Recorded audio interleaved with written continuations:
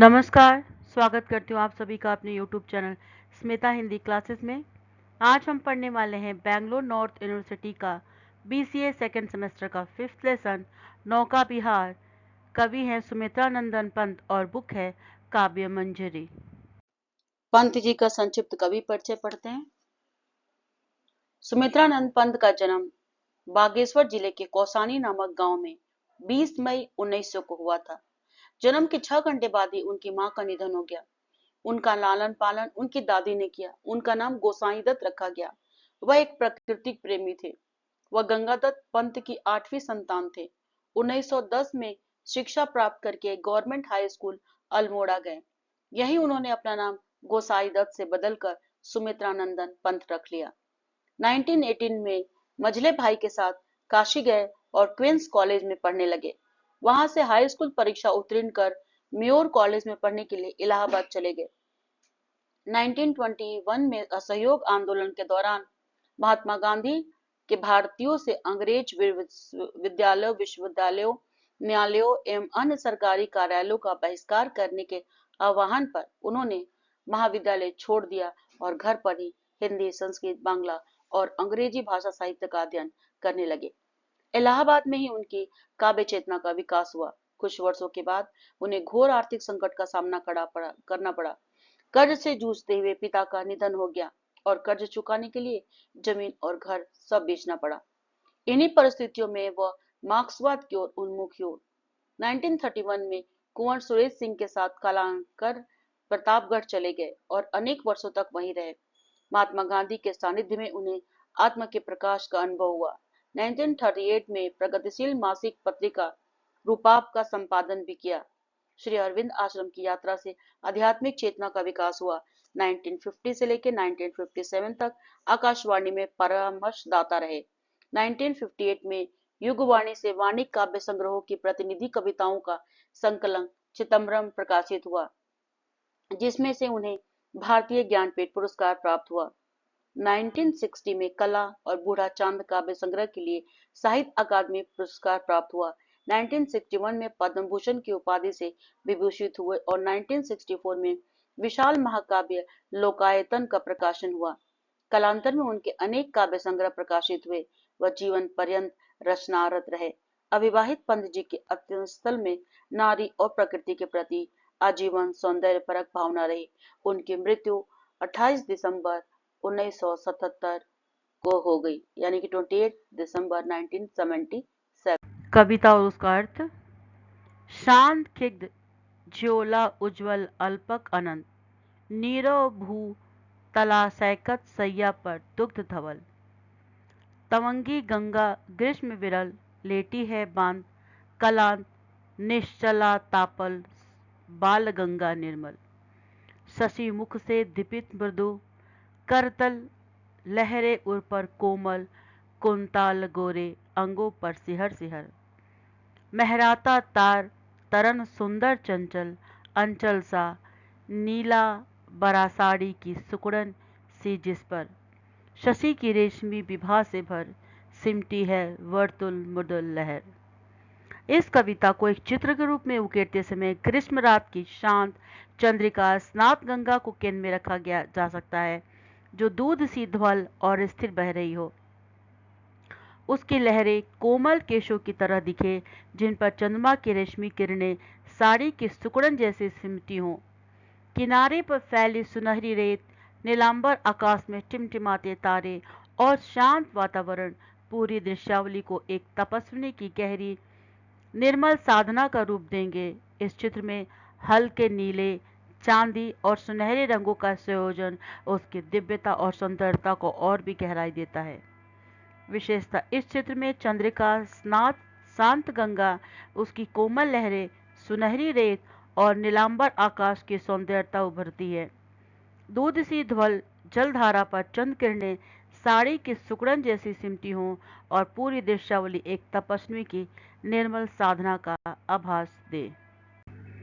चांदनी रात का प्रथम पहर, हम चले नाव लेकर सत्वर, सिकता के सस्मित सीपी पर।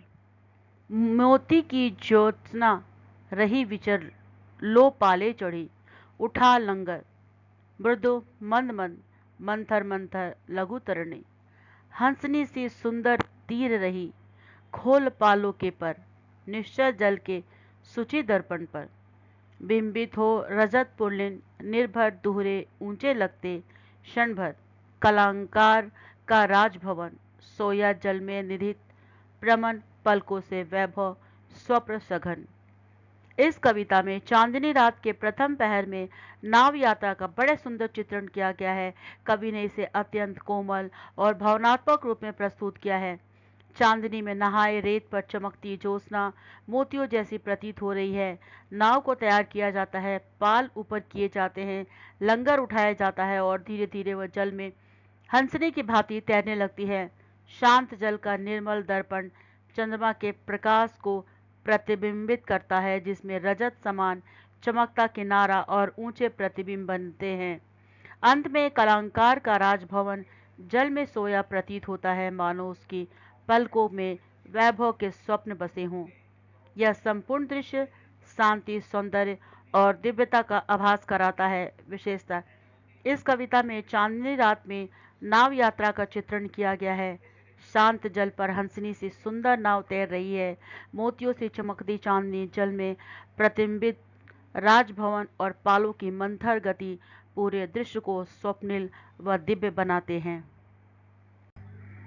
दिखलाता मुग्धा सा रुक रुक अब पहुंची चपला बीच धार, छिप गया चांदनी का कमार दो बाहों से दुरस्ती, धारा का कृश कोमल शरीर आलिंगन करने को अधीर, अति दूर क्षितिज पर विटप माल लगती चू रेखा सी अराल, अल्पक नभ नील नयल विशाल, माँ के उर पर शिशु सा समीप, सोया धरा में एक द्वीप, उर्मिल प्रवाह को कर प्रतीप, वह कौन विहग क्या विकल को, उड़ता हरने का निज विरह शोक, छाया की कोकी को विलोक।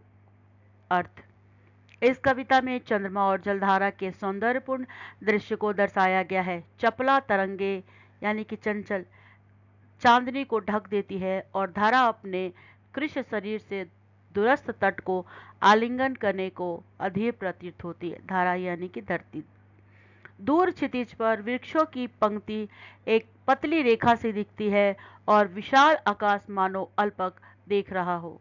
धारा में एक द्वीप माँ की गोद में सोए शिशु सा लगता है, जबकि कोई व्याकुल पक्षी अपने विरह शोक को मिटाने के लिए उड़ रहा हो, मानो छाया में किसी और को खोज रहा हो। विशेषता इस कविता में चांदनी, जलधारा और प्रकृति का कोमल चित्रण है। धारा तट को आलिंगन करने को व्याकुल है, आकाश अल्पल्प निहार रहा है और एक द्वीप माँ की गोद में शिशु सा सोया है। कोई पक्षी अपने विरह शोक को मिटाने के लिए छाया में किसी को खोजता प्रतीत होता है। पतवार घुमा अब प्रतनु भार, निका घूमी विपरीत धार, डांडों के चल करतल पसार, भर भर मुक्ता फल फेन सफार, बिखराती जल में तार हार, चांदी के सांपों सी रलमल, नाचती रश्मियों जल में चल, रेखाओं सी खिंच तरल सरल, लहरों की लतिकाओं में बिल, सौ सौ शशि सौ सौ उद झिलमिल, फैले फूले जल में फैनिल, अब उथला मरिता का प्रवाह, लगी से ले सहज बाह पर हम बटे, घाट को सहोत्साह। इस कविता में नाव की गति, जल में उठते फैनिल मोती और चांदनी की झिलमिलाहट का सुंदर चित्रण है। पतवार घुमाने से नाव विपरीत धार में मुड़ती है और डांडों के चलने से जल में मोतियों जैसे झाग बिखरते हैं। चांदी की सीपी को चमकती किरणें पानी में नृत्य करती है और लहरों की लताओं में असंख्य चंद्रमा झिलमिलाते हैं। उथले जल में नाव धीरे धीरे बढ़ती है और लगी के सहारे उत्साहपूर्वक बड़े घाट की ओर अग्रसर होती है। विशेषता इस कविता में नाव की गति से जल में मोती जैसे झाग बिखरते हैं और चांदनी की किरणें तरल रेखाओं से नृत्य करती है। लहरों में असंख्य चंद्रमा झिलमिलाते हैं और नाव उत्साहपूर्वक बड़े घाट की ओर बढ़ती है। ज्यों-ज्यों लगती है नाव पार उर में अलोकित शत विचार, इस धराशाही जग का क्रम, शाश्वत इस जीवन का उदुम, शाश्वत है गति, शाश्वत संगम। शाश्वत नन का नीला विकास, शाश्वत शशि का यह रजत हास, शाश्वत लघु लहरों का विलास, हे जग जीवन के कर्णधार। चीर जन्म मरण के आर पार, शाश्वत जीवन नौका विहार। मैं भूल गया अस्तित्व ज्ञान, जीवन का यह शाश्वत प्रणाम करता, मुझको अमृत दान। अर्थ, इस कविता में जीवन के शाश्वत प्रवाह और आध्यात्मिक चेतना का सुंदर चित्रण किया गया है। जैसे जैसे नाव किनारे की ओर बढ़ती है, मन में विचारों का आलोक जागृत होता है और जीवन भी इसी धारा की तरह निरंतर प्रवाहित है। अनवरत गति, अनवरत संगम। प्रकृति के हर तत्व, आकाश, चंद्रमा की मुस्कान और लहरों के खेल की तरह जीवन शाश्वत है। कवि ईश्वर से प्रार्थना करता है कि जन्म मरण के बंधनों से परे वह जीवन नौका की भांति अनंत यात्रा करता रहे। इस अनुभूति में कवि स्वयं के अस्तित्व को भूल अमृतत्व का अनुभव करता है। विशेषता, इस कविता में जीवन के शाश्वत प्रवाह का बोध है। जैसे नाव आगे बढ़ती है, वैसे जीवन भी निरंतर गतिमान रहता है। चंद्रमा, लहरें, आकाश सब शाश्वत है और जीवन भी इसी अनंत यात्रा का हिस्सा है। इसी अनुभूति में कवि अमरत्व का अनुभव करता है। एक अंकीय प्रश्नोत्तर देखते हैं। कविता का विषय क्या है? जीवन का शाश्वत प्रवाह। नाव का प्रतीक क्या दर्शाता है? जीवन यात्रा। लहरों की लातिकाएं क्या दर्शाती है? चंचलता और सौंदर्य। कवि किससे प्रार्थना करता है? जग जीवन के कर्णधार से। चांदनी का क्या प्रभाव है? आलोकित विचारों का जागरण। शाश्वत संगम का क्या अर्थ है? जीवन और प्रकृति की निरंतरता। कवि को अमृतों का अनुभव क्यों होता है? जीवन के शाश्वत सत्य को समझकर। धारा का क्या प्रतीकात्मक अर्थ है? संसार का प्रवाह। शशि का रजत हास क्या दर्शाता है? चंद्रमा की शीतल मुस्कान। नाव किनारे की ओर क्यों बढ़ती है? जीवन अपने अंतिम लक्ष्य की ओर अग्रसर होता है। कवि अस्तित्व ज्ञान क्यों भूल जाता है? शाश्वत जीवन के बोध से। कविता का मूल संदेश क्या है? जीवन अनवरत यात्रा है। जल हिलोरों का क्या अर्थ है? जीवन की लहरें। नभ के नील नयन का क्या आशय है? विशाल और असीम आकाश। बड़े घाट का क्या प्रतीकात्मक अर्थ है? जीवन का अंतिम पड़ाव। विहग का उल्लेख क्यों किया गया है? विरह और खोज का प्रतीक। शशि की तिर्यक मुख क्या दर्शाता है? चंद्रमा का लहरों से झांकना। फैनिल जल का क्या संकेत है? क्षणभंगुरता और चंचलता। आलोकित शत विचार क्या दर्शाते हैं? आत्मबोध और गहन चिंतन। कवि का अंतिम भाव क्या है? अमृतत्व का अनुभव। टिप्पणी लिखे। शीर्षक, जीवन और प्रवाह का शाश्वत संगम। इस कविता में कवि ने जीवन के निरंतरता को धरती की धारा और नौका यात्रा के माध्यम से रूपायित किया है। जैसे नाव जल में आगे बढ़ती है, वैसे ही जीवन भी समय की धारा में गतिमान रहता है। चांदनी लहरों की हलचल, जल में झिलमिलाते प्रतिबिंब और आकाश की ओर अपार नीलिमा, ये सभी जीवन के अनवरत प्रवाह और उसके शाश्वत के प्रतीक है। कविता में प्रकृति का मानवीकरण करते हुए कवि ने जलधारा को कृष्ण, कोमल और अधीर बताया है, तो मानो किनारों का आलिंगन करने को व्याकुल है। लहरों की चंचलता, चांद की शीतल मुस्कान और विहग की उड़ान, इन सभी के माध्यम से जीवन के गूढ़ सत्य को उजागर किया है। कवि अस्तित्व ज्ञान से परे जाकर शाश्वत जीवन के बोध में विलीन हो जाता है और उसे अमृतत्व की अनुभूति होती है। इस प्रकार यह कविता केवल एक दृश्य चित्रण भर नहीं, बल्कि एक दार्शनिक दृष्टि से जीवन के सार को समझने का प्रयास भी है। यह पाठक को यह सोचने पर मजबूर करती है कि जीवन केवल जन्म और मृत्यु का खेल नहीं, बल्कि एक अनवरत यात्रा है जिसमें प्रवाह ही उसकी सबसे बड़ी सत्य है। तो इस प्रकार छात्रों, ये नौका विहार सुमित्रानंद की पंथ का कविता यहीं पर समाप्त होती है और उम्मीद करती हूँ कि ये वीडियो आपको पसंद आया होगा और आपको यूज़फुल लगेगा। पसंद आए तो इस वीडियो को सब्सक्राइब, लाइक, कमेंट और शेयर करना ना भूलें और फिर मिलते हैं नेक्स्ट वीडियो में। तब तक के लिए धन्यवाद।